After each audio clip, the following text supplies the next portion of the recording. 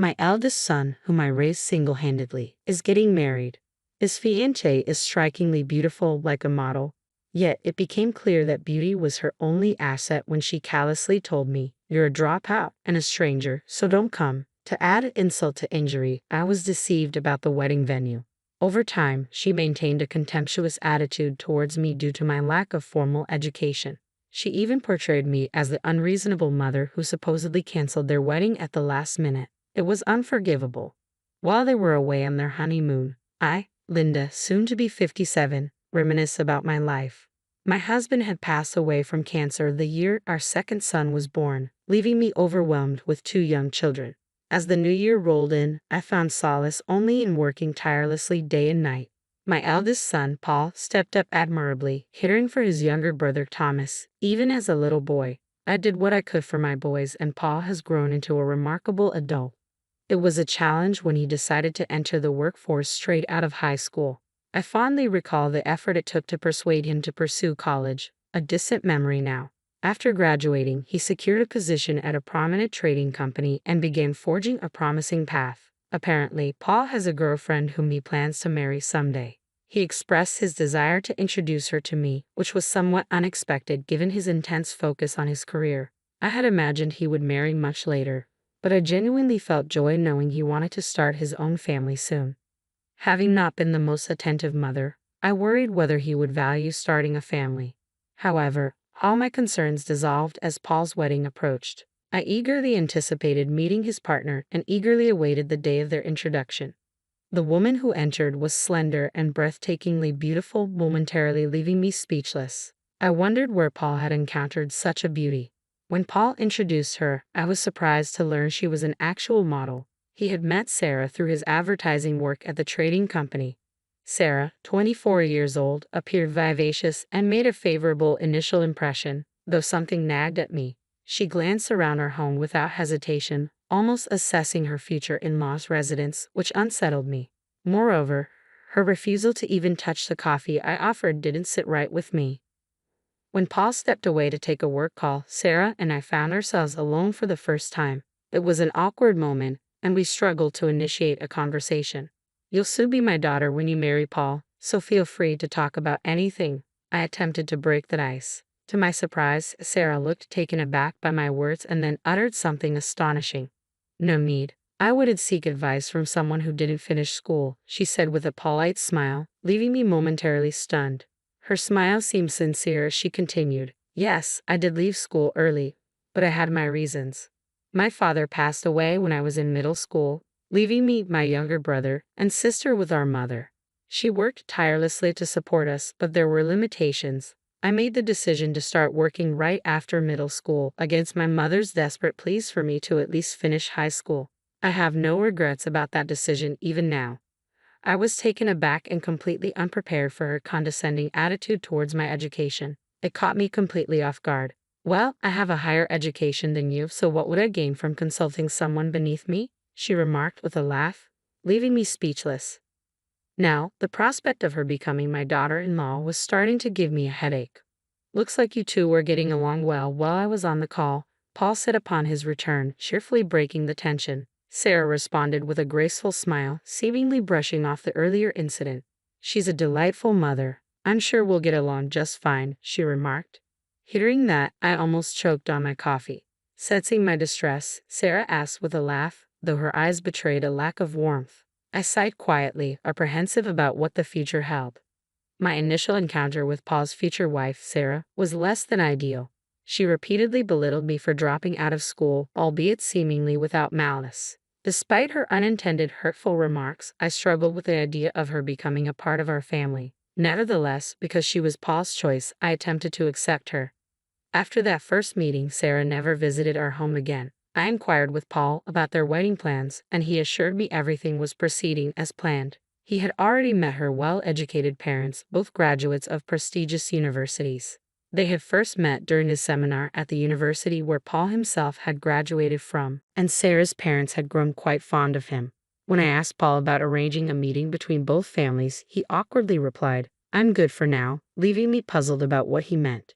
It appeared that the wedding plans were well underway. Paul, occupied with his job, had delegated all arrangements to Sarah. Since Paul seems satisfied, I find it difficult to intervene. At least he's handled meeting her parents with proper etiquette. Despite my reservations, I've chosen to observe quietly. More than 6 months after our initial meeting, Sarah reached out to discuss the wedding. Invitations had already been dispatched to various guests. They'd chosen a luxurious hotel venue, indicating a substantial gathering of over 100 guests. It's shaping up to be quite a lavish affair, a rarity these days. It sounds like you're planning quite a grand wedding, I remarked. Yes, my father owns a company, so through various connections, the guest list expanded, she explained. As I listened to Sarah, I started to have concerns about the planning on the groom's side. Paul has left everything to Sarah. I'm worried if they've considered the seating arrangements. I know Paul has left everything to you, but could you let me know who's coming from his side? I wouldn't want to be rude by not recognizing someone, I asked. Sarah responded with a hint of irritation. Sure, she said curtly. Everything's perfectly arranged, so there's no need to worry, she added, her tone coming across as somewhat condescending. I felt a surge of irritation, but I held back from raising my voice to a younger woman. The wedding was just a month away, and I emphasized the importance of having the date and time confirmed repeatedly. I asked Sarah for an invitation, but she explained they were only printing the necessary minimum. She didn't send one. We're trying to keep costs down, she said, leaving me unable to press further. I made sure to mark the date on my calendar so as not to forget. Paul had moved to a new house the previous week. The move seemed sudden, and I was left bewildered as I watched the movers take away his belongings. Paul, apparently unaware of the exact moving day, returned that evening to find his things gone. He chuckled it off, attributing it to Sarah's planning, and headed to his new home. I realized I didn't even know his new address. I assumed he would reach out to me, but so far, I haven't heard anything. On the wedding day, I dressed up and made my way to the hotel. Despite the celebratory atmosphere, I had some unresolved feelings toward Sarah. I felt like I wasn't being respected as the mother of the groom. As I entered the hotel lobby, guests, presumably from the bride's side, were gathering. I didn't recognize anyone, confirming they were likely Sarah's relatives. Making my way to the groom's waiting room, I encountered a scene that left me utterly stunned. Sitting together were a bride and groom surrounded by elegantly dressed men and women. Assuming these were Sarah's parents, I was taken aback. However, I soon realized they weren't Paul and Sarah at all, but complete strangers. They looked at me with confusion, understandably seeing me as an unexpected intruder in their private moment. Sorry, I must have walked into the wrong room, I muttered, feeling my face flush with embarrassment as I hurriedly exited. It was indeed another wedding. A sinking feeling prompted me to approach the hotel's bridal staff. They confirmed there was no reservation for Paul's wedding. Sarah had deceived me about the date and time, though I was certain today was supposed to be the wedding day. Regrettably, I have failed to confirm the location with Paul in time.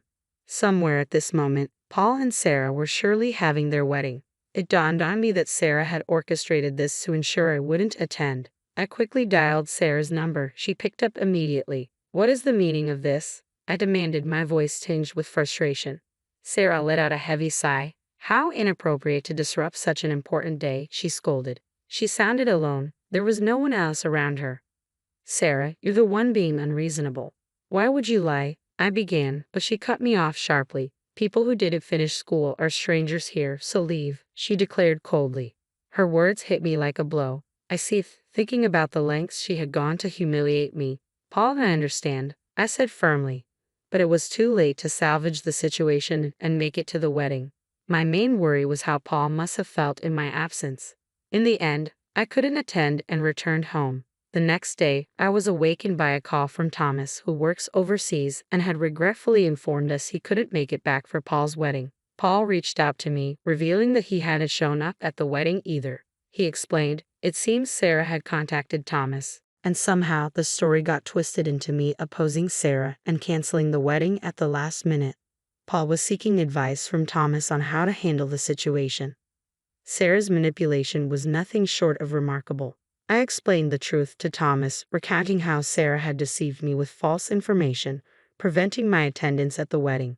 Initially, Thomas seemed skeptical, perhaps thinking I was making excuses. However, as I described Sarah's dismissive behavior during her initial visit, he began to believe me. Does Paul know about this? He inquired. He probably thinks I canceled at the last minute, I replied, feeling tears of frustration welling up. You won't let this slide, will you? Thomas sought to reassure me. No, I affirmed. This was no time for tears. I was determined to set things right with Paul, and my frustration soon gave way to resolve.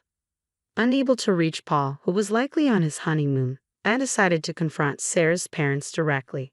I visited their home, where they greeted me with evident suspicion. As we sat down to talk, it became apparent they believed I had opposed the marriage and abruptly canceled at the last minute. I started by addressing this misunderstanding head-on. I wasn't certain they would trust my explanation, but I felt compelled to lay out the truth. Initially, they remained skeptical. However, as a last resort, I revealed my trump card, a recorded conversation with Sarah. It felt drastic, but I had no other choice. With a deep breath, I retrieved my phone and played the recorded conversation. The harsh words Sarah spoke echoed through the phone. I understand why you'd want to support Sarah. I'm a mother too, but please understand how painful it is to be excluded from my own son's wedding, I pleaded. Sarah's parents bowed their heads in silence, offering no apology. It dawned on me then. They had molded Sarah into the person she was, including her disdain for my lack of formal education. In that tense silence, I slid my business card across the table. Sarah's father's eyes widened as he examined it, then looked back at me. I'll do whatever it takes, I vowed. Paul returned a week later from his honeymoon, during which I hadn't heard from him. I feared Sarah might have influenced him, but it turned out to be an unnecessary worry. As I heard the front door open, I stepped out of the living room to find Paul walking in. Upon seeing me, he hurried over to apologize. Mom, I'm sorry I didn't realize what was happening. Soon after the newlyweds returned from their honeymoon to their new home, Sarah's parents paid them a visit.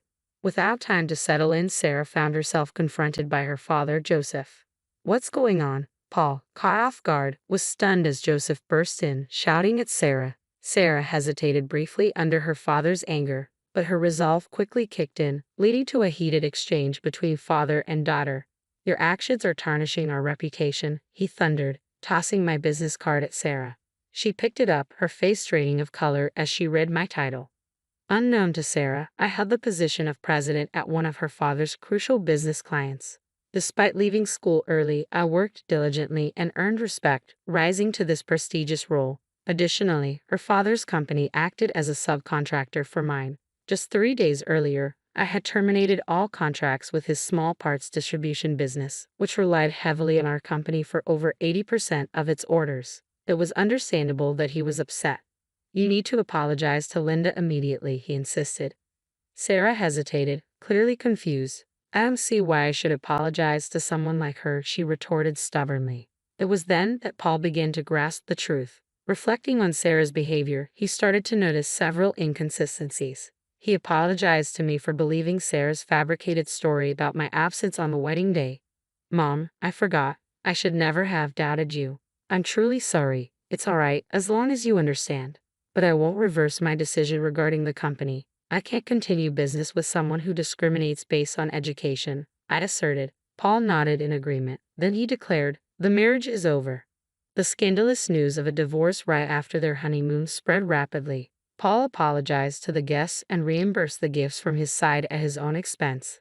Allegedly, there was no response from Sarah's guests. When her guests requested reimbursements, she reportedly caused a scene. The divorce was a difficult process, eventually involving lawyers. The recorded evidence I provided played a crucial role in the proceedings. Paul joked that divorcing was harder than getting married and mentioned that Sarah's father's company was now facing bankruptcy, despite attempting to return to modeling. Sarah found her reputation too tarnished for any agency to hire her.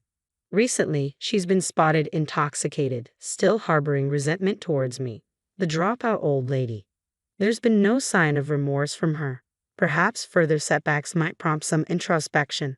Back at home, Hall suggested renovating our old house. It seems he's in no rush to remarry.